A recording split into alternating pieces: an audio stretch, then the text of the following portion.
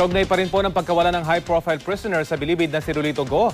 Makakausap natin si New Bilibid Prison Superintendent Richard Schwarzkopf Jr. Superintendent, good morning po. Good morning din po. Opo, kumusta po yung investigasyon niyo sa pagkawala ni Rolito Go? Dito, no, we are still in the process of investigation, no, na although meron tayong mga nare-receive na reports na other than those na nakatakas siya, at our end, no, he's an escapee from this prison, no, from this Bureau of Corrections, no.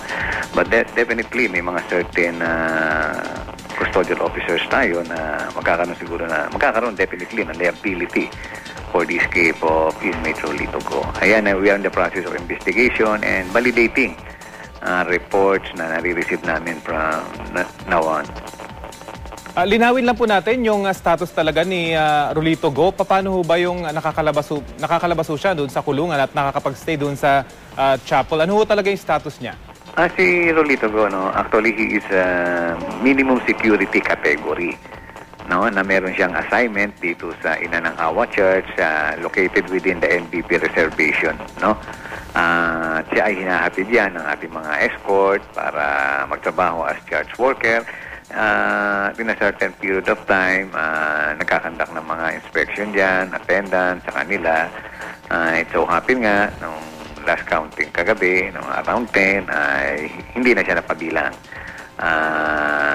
Nireport namin siya na missing. At this point in time, he is considered an escapee of this prison na although merong mga reports na natatanggap pa rin tayo, pero sinasubject po na rin natin for validation at nakikipag-unayan tayo sa iba-ibang mga law enforcement agency. At ito na may nai-report na natin sa ating mahal na Direktor at kay Secretary De Lima sa lahat ng ating mga investigation na ginagawa sa ngayon.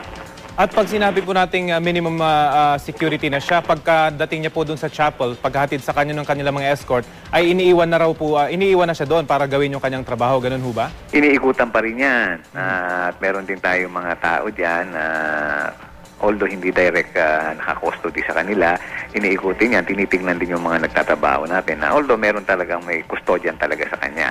At from time to time ay ini-inspection yan sila dyan. Pero technically po pwede talaga siyang makalabas nang hindi nagpapaalam? No, definitely. Pag inilabas mo kasi yan from the minimum security camp, hinahatid yan dito sa kanyang place of assignment, no? At nagkakandak ng random inspection ng ating mga custodial officer.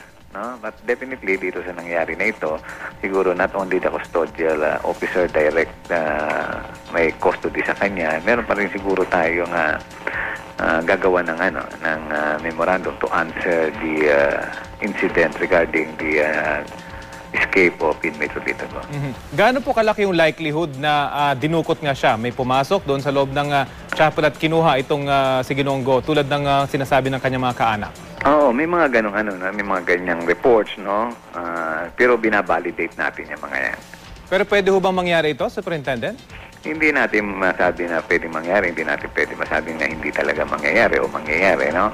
Although may mga reports na dumadating sa atin ganyan, sinasubject natin for validation talaga para hindi naman kami magkamali dito sa investigation na ginagawa namin right now. Opo. May mga ganitong kaso na rin po ba sa mga nakaraan na yung mga minimum security prisoners ninyo ay nawawala? At Wala ano yung pa, mga nangyayari? Sa aking dito 1 year na ako din dito mahigpit. In my prison service dito sa Bureau of Correction, wala pa kaya ako natandaan na ina-abduct ng ganyan ng ating mga inmate. Pero itong si Rolito Go po, ano yung kanyang physical condition? Alam po natin meron siyang stage 4 cancer. Pero ano po yung kanyang physical condition? Sina? Si Ginoong Rolito Go po.